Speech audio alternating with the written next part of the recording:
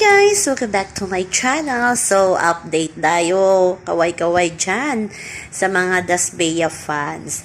Bago ang lahat, bago tayo mag-umpisa sa kiligan, ay paki-like and share at paki-subscribe naman po ng channel ko.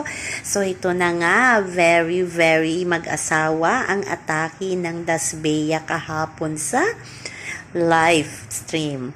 Ayan, makikita natin na talagang si Bianca napaka-attentive kay Dustin. Habang galing sila sa activity, pawis na pawis si Dustin, lalo na sa likod. Talagang sinabihan talaga ni Bianca si Dustin na ang pawis mo at halika, umupo ka, punasan kita. Aba, kilig na kilig naman itong si Dustin.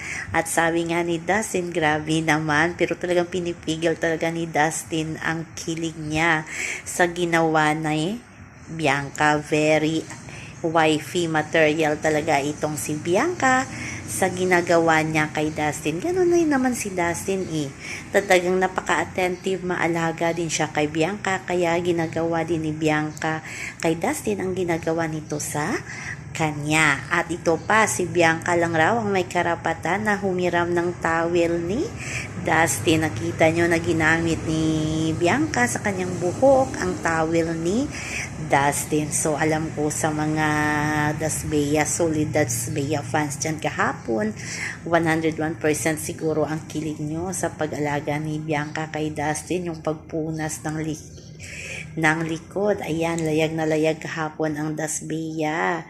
So, bashing naman ang mga Wilka kasi walang ayuda ba kahapon ang Wilka. Di ko yun sure kasi hindi ako updated.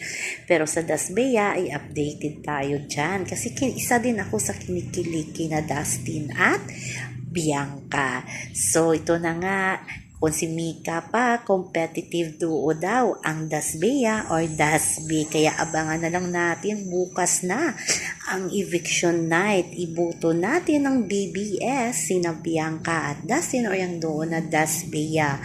Kaya guys, tudo na, lalo na sa mga Dasbeya, pero panatag ang lahat kasi sabi ng Dasbeya, ilalaban nila si Dustin at si Bianca hanggang makarating ito ng big night. Kaya abangan na lang natin yan kung naaabot nga ba sa big night ang Dasbeya.